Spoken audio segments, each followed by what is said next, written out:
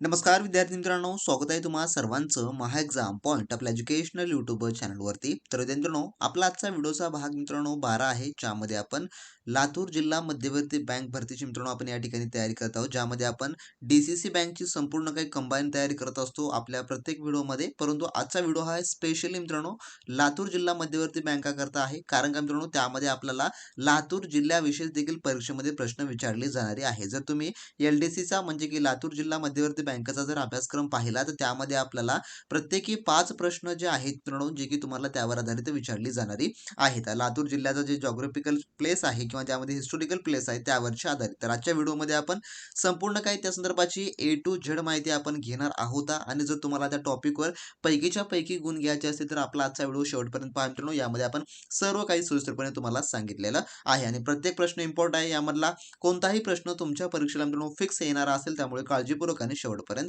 पहा मित्रांनो। तर सुरू करू आपला आजचा व्हिडिओ आणि यामधील पाहू आता काही महत्त्वपूर्ण प्रश्न। तर मित्रांनो, यामधला आपला प्रश्न क्रमांक पहिला असा आहे, पहा काय म्हणतो। लातूर जिल्ह्याची निर्मिती खालीलपैकी कोणत्या दिवशी झाली? तर लातूर जिल्ह्याची जी निर्मिती आहे ती कोणत्या दिवशी झालेली आहे असा प्रश्न विचारलेला आहे।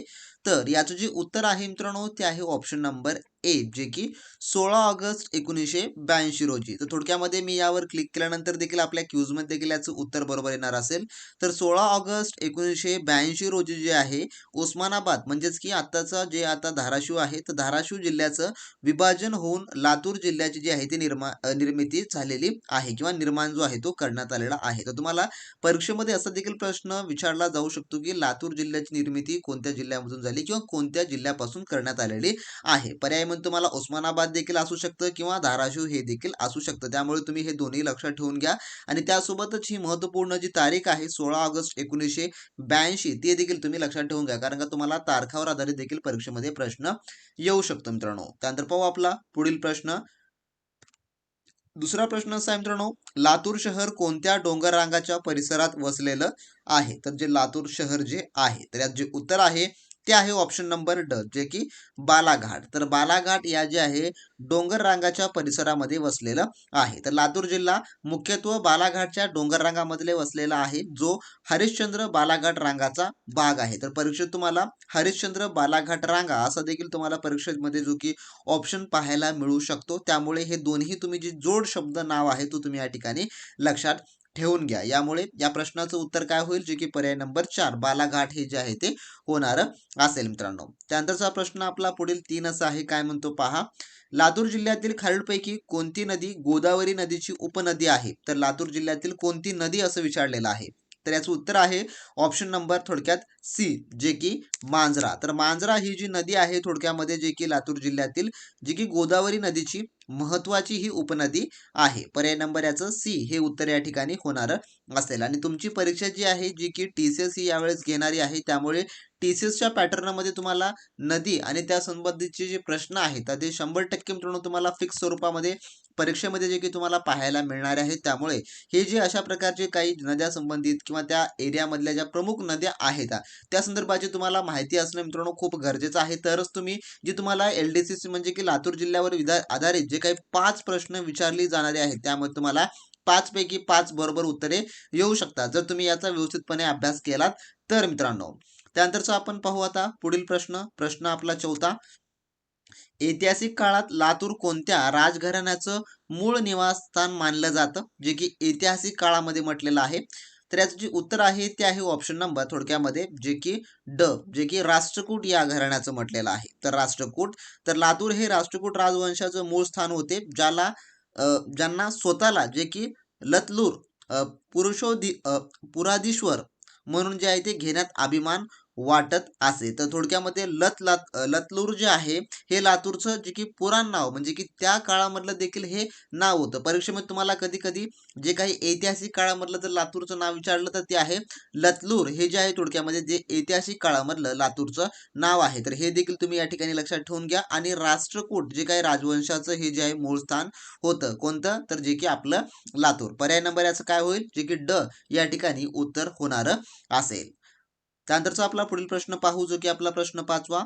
लातूर जिल्ह्यातील औसा येथील किल्ला कोणत्या प्रकारचा आहे? जे की लातूर जिल्ह्यातील तर याचं जे उत्तर आहे ते आहे ऑप्शन नंबर थोडक्यामध्ये सी, जे की भुईकोट या प्रकारचा थोडक्यामध्ये आहे. तर सांगायचं झालं तर औसा येथील किल्ला सपाट जमिनीवर बांधलेला असून तो भुईकोट किल्ल्याचा उत्कृष्ट एक उदाहरण आहे. पर्याय नंबर याचं काय होईल, जे की पर्याय नंबर सी या ठिकाणी या प्रश्नांचं थोडक्यामध्ये उत्तर होणार असेल. जर मित्रांनो तुम्ही अजूनही एलडीसीची बँक करता आपली स्पेशली मित्रांनो डीसीसी बँक भरती जी स्पेशली मित्रांनो क्रॅश कोर्स बॅच जी आहे त्यामध्ये तुम्ही जॉईन झाला नसाल तर वेळ न वाया घालवता लगेचच्या लगेच मित्रांनो या व्हिडिओच्या डिस्क्रिप्शन बॉक्समध्ये आपल्या ऑफिशियली ॲपची लिंक मित्रांनो दिलेली आहे, ज्यामध्ये तुम्हाला संपूर्ण काही आपण एलडीसी अर्थातच तुम्ही कोणत्याही डीसीसी बँकेची तयारी करत असाल तर त्या सर्व डीसीसी बँकेच्या पेपर फॉर्मॅटनुसार मित्रांनो त्या ठिकाणी तुम्हाला संपूर्ण व्हिडिओ लेक्चर व त्यासोबत मित्रांनो आपण टेस्ट सिरीज त्यासोबत आपण त्या ठिकाणी ई बुक तुम्हाला इंटिग्रेट करून दिलेला आहे मित्रांनो. त्यामुळे तुम्हाला मार्केटमधलं कोणतंही महागडं बुक्स घेण्याची गरज पडणारी नसेल किंवा तुम्हाला कोणत्याही मित्रांनो इतर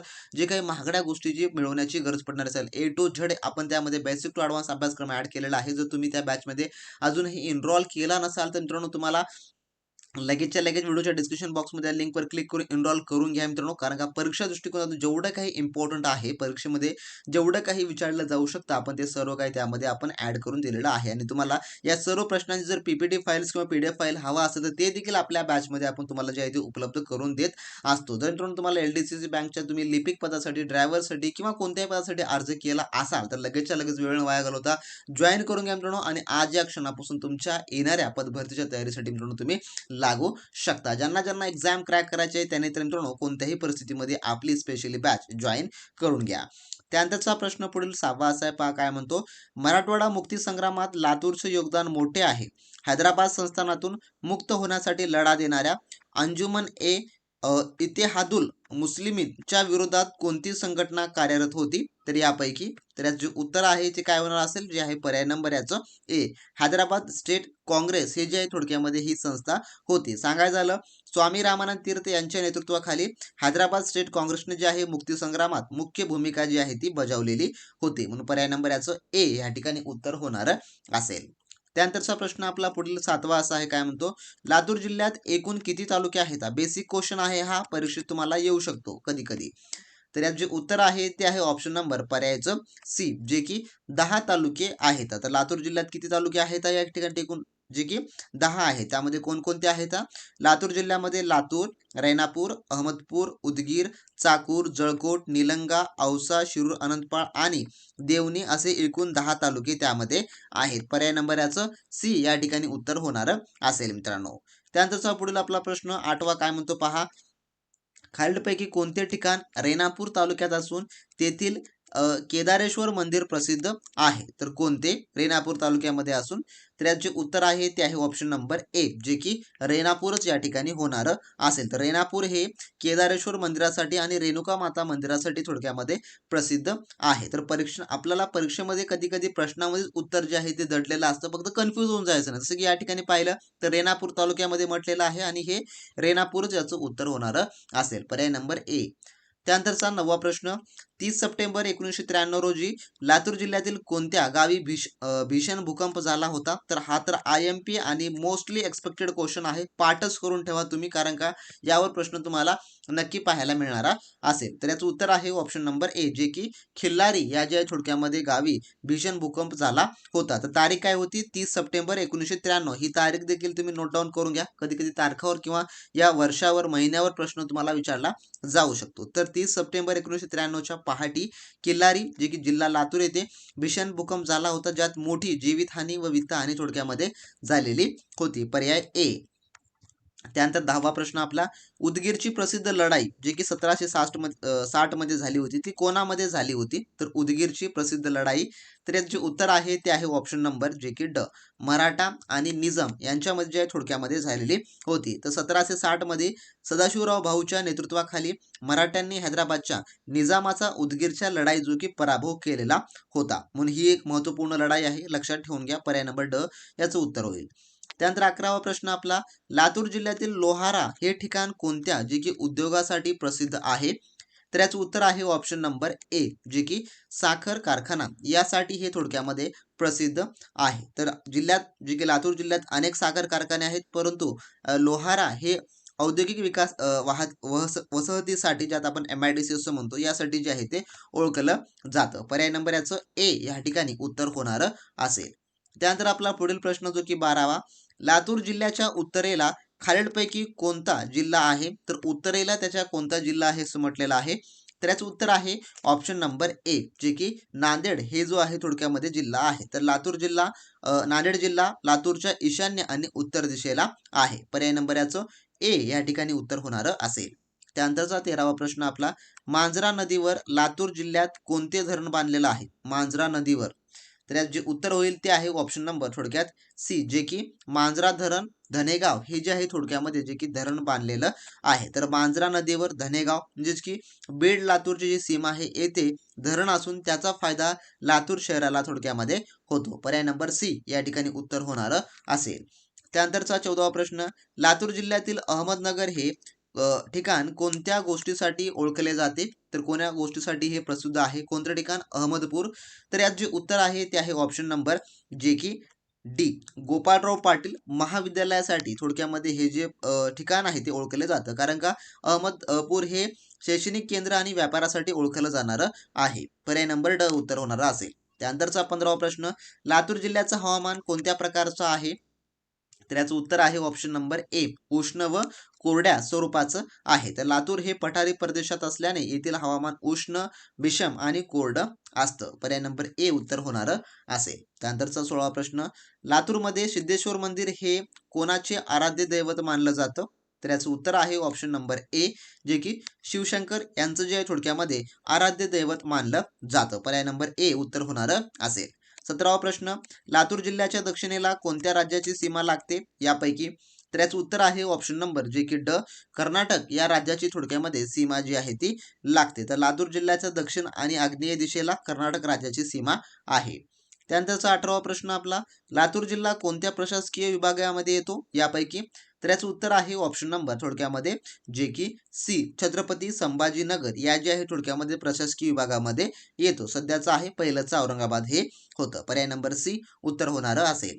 त्यानंतरचा 19वा प्रश्न, निलंगा येथील नीळकंठेश्वर मंदिर कोणत्या स्थापत्य शैलीचं उत्तम उदाहरण आहे? तर कोण्या यापैकी खालीलपैकी?